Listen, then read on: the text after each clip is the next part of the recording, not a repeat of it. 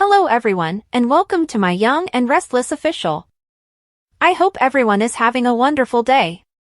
Before we begin, please hit the subscribe button and give this video a thumbs up.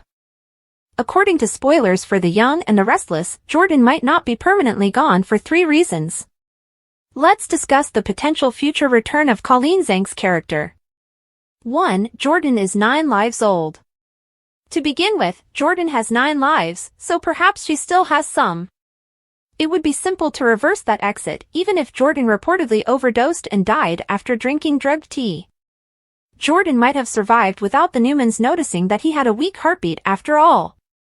Although Jordan is thought to have been taken to the morgue, it's possible that she had assistance in ultimately feigning her death. Jordan might be planning her next round of retaliation off-screen if that is the case. 2. Jordan's co-conspirator surreptitiously survived. It's also important to remember that Jordan's accomplice surreptitiously survived. It is clear that the show wanted to maintain the prospect of Ian Ward's comeback because he was unquestionably alive in the ambulance. Although the Newmans think Ian was cremated, there's a high chance he may eventually make a dramatic comeback to surprise everyone. Jordan might have been preparing for her own comeback if Ian had been able to survive his fatal leaving. 3. The Jordan ghost is a constant possibility. If YNR is not interested in reviving Jordan in person, there is, of course, another method for her to return. Jordan might always show up as a ghost or perhaps as a hallucination of Claire Newman. Claire may eventually experience some form of haunting from Jordan's presence, whether it be in the form of eerie images or dreams. Even if Jordan only appears in a nightmare or ghostly form, it could be the ideal time for him to reappear if Claire's evil side is revealed for a new plot. Jordan might behave as though they are similar and make fun of Claire's past. In any event, Jordan was an extremely interesting character and a formidable force. Perhaps the program will bring Jordan back because it would be a tragedy to never see her again. If there are any cast developments on Jordan's comeback, we'll let you know. According to teasers for The Young and the Restless, Claire will continue to make optimistic predictions about her upcoming chapter, but will Jordan's reminders eventually bring her down? Diane noticed that Jack was concerned about something at the Abbott residence. Jack said to Diane that he might need to assist a friend who was having difficulties. Although Diane promised not to pry, Jack insisted that they stop sharing secrets. Jack informed Diane that he needed to confess something about himself before he could confide in her. Jack revealed to Diane that he had developed a painkiller addiction while recovering from a gunshot wound years prior. For all the secrets, lies, shame, and guilt that had been part of his attempts to conceal his addiction, Jack felt disgusted with himself. Jack was asked by Diane where Kyle had been during that period of darkness. Jack informed her that Kyle was the one who had alerted his father to Jack's addiction by leaking the information to a gossip column. Jack explained to Diane how Phyllis and Neil had supported him during his absence. Diane reassured Jack that even though she didn't like Phyllis, she was happy that she had supported Jack when he needed it. Then he informed Diane that Nikki was the friend who was having problems. Jack informed Diane that although Nikki had previously relapsed and persisted, this time, her sponsor had also dropped. Diane was informed by Jack that Lauren had asked him to assist Nikki because of his insider's perspective. Diane was curious about the reason behind Nikki's relapse. Jack informed Diane that he had only received a portion of the narrative from Lauren. Jack inquired as to whether Diane objected to him assisting Nikki. Diane promised Jack that she would not interfere with anyone's healing process. Diane then voiced her worry that Jack might relapse into addiction if he assisted Nikki. Jack reassured her, absolutely not, and Diane promised to stand by Jack no matter what. When Nikki got to her office, Seth was opening the drawers on her desk. Seth clarified that he had been worried that Nikki was drinking again because she had not returned his calls or texts. He expressed regret for going too far, but Nikki retaliated against him. "I'm not the only one who's started drinking again, am I?" Nikki questioned Seth. After Nikki contacted him and failed to respond to his messages, Seth expressed his concern to her. When someone asked for help, Seth had promised to help right away, but he hadn't, Nikki said. Seth inquired as to whether Nikki had been drinking that day and if she was deflecting. After declaring her sobriety, Nikki accused Seth of using obfuscation, a strategy she was skilled at. Nikki didn't believe Seth when he claimed to have visited her office to see how she was doing. Then, after years of not falling, Seth acknowledged that he had actually done so. Has Seth attended a meeting? Nikki questioned. Nikki reminded Seth that they couldn't support one another and that she could no longer depend on him as her sponsor when he asked if they could go together. Nikki suggested that Seth give his sponsor a call. Seth begged Nikki that even though he was no longer her sponsor, he still needed her as a friend. Nikki informed Seth that she couldn't be with him because her sobriety was too unstable. Audra walked into the office as Seth begged Nikki to change her mind. Nikki informed her that Seth was just leaving, and she apologized for disturbing him. As he walked away, Seth took the hint and apologized. I apologize for disappointing you, Nikki, Seth added. Don't worry about me, Nikki said. I'll take care of myself the way you do. Nikki expressed gratitude to Audra for revealing details of her father's battle with alcoholism. She then told Audra that Seth was sponsoring Nikki, that he had been drinking, and that she was afraid that if she rejected him, Seth would become even more depressed. Audra volunteered to assist. Nikki commented on Audra's previously hidden thoughtful side. Audra acknowledged that, despite her high job and professional priorities, this was her one and only soft spot. Nikki said, I don't know if I believe that, and then thanked Audra for offering to assist. Just then, Jack sent Nikki a text message. He invited her to his place for a meeting.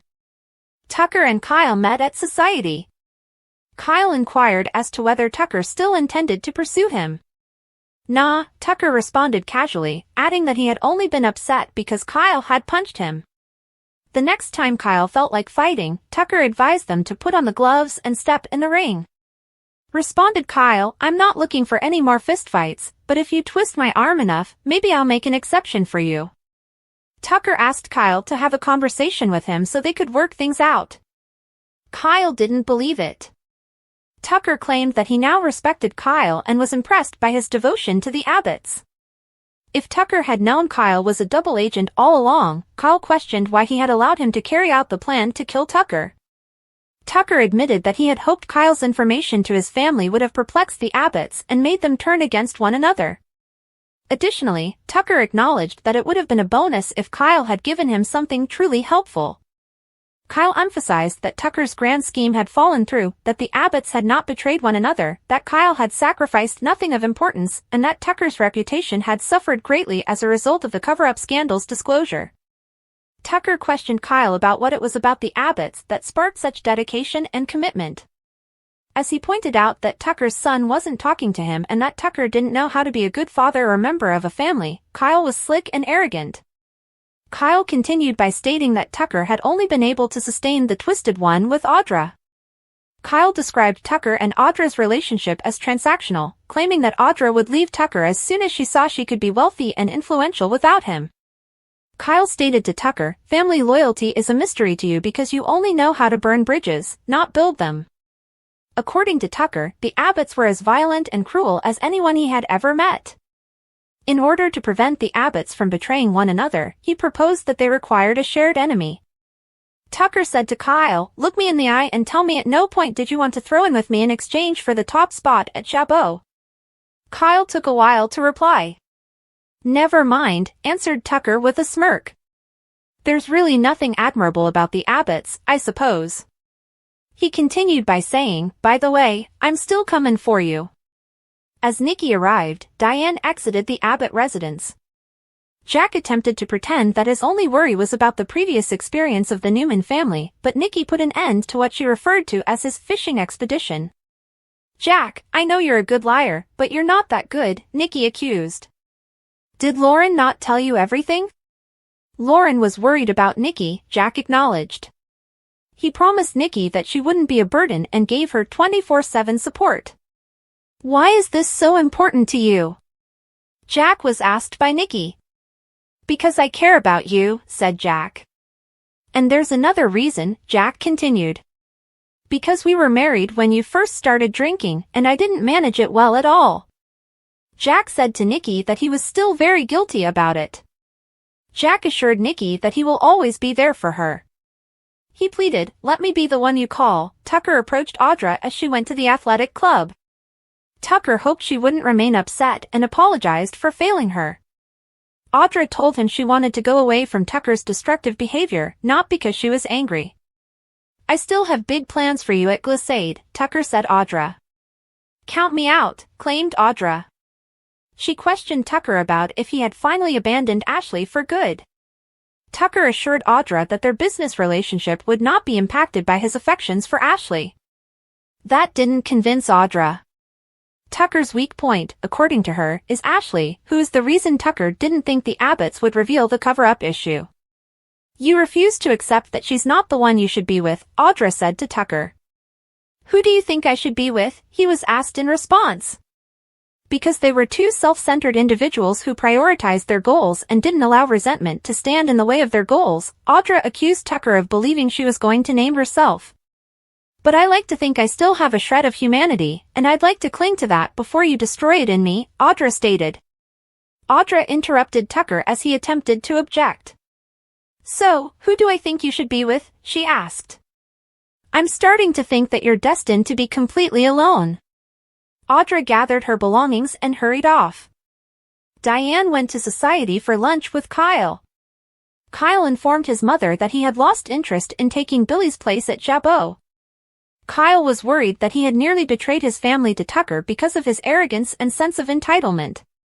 Kyle viewed the temptation as a bullet dodged and stated that the moment was not right to assume the role of co-CEO.